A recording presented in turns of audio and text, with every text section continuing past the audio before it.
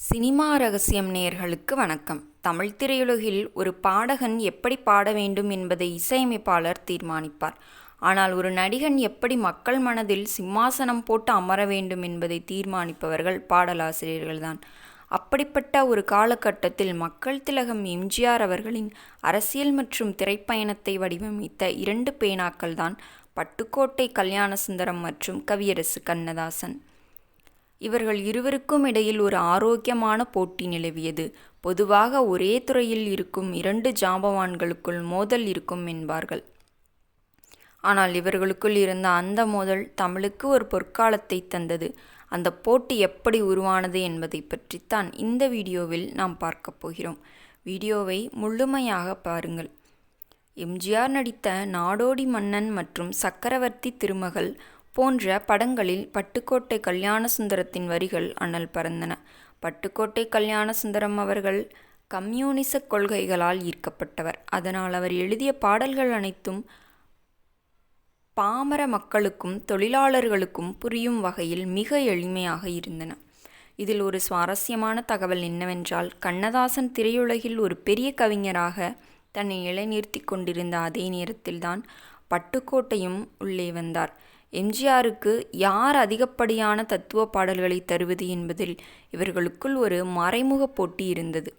தூங்காதே தம்பி தூங்காதே போன்ற பாடல்கள் மூலம் எம்ஜிஆரை ஒரு சமூக புரட்சியாளராக மக்கள் பார்க்க தொடங்கினார்கள்.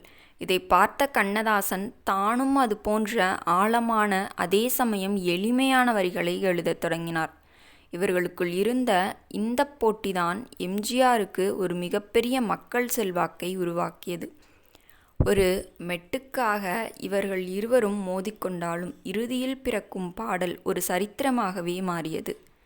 இதிலிருந்து நாம் கவனிக்க வேண்டிய மையக்கருத்து என்னவென்றால், கண்ணதாசன் கற்பனை நயமிக்க வரிகளுக்கு பெயர் பெற்றவர். ஆனால் பட்டுக்கோட்டை யதார்த்தமான மண்ணின் மனம் கமழும் வரிகளுக்கு பெயர் பெற்றவர். ஒரு முறை ஒரு படத்தின் பாடலுக்காக கண்ணதாசன் வரிகளை எழுதி கொடுத்த போது அந்த இயக்குனர், இது கொஞ்சம் கடினமாக இருக்கிறது, பட்டுக்கோட்டை போல எளிமையாக தாருங்கள் என்று கேட்டாராம். இது கண்ணதாசனுக்கு ஒரு சவாலாக அமைந்தது. உதாரணமாக சிவாஜி கணேசன் நடித்த பாகப்பிரிவினை படத்தில் வரும் ஏன் பிறந்தாய் மகனை பாடலை சொல்லலாம். பட்டுக்கோட்டை கல்யாணசுந்தரம் அவர்கள் மிக குறுகிய காலமே வாழ்ந்து மறைந்த பிறகு அந்த வெற்றிடத்தை கண்ணதாசன் எப்படி நிரப்பினார் என்பதுதான் இங்கே ஹைலைட். பட்டுக்கோட்டை மறைந்தபோது கண்ணதாசன் உருகிப்போனார். எனக்கு ஒரு சரியான போட்டி மறைந்து விட்டது என்று வருத்தப்பட்டாராம்.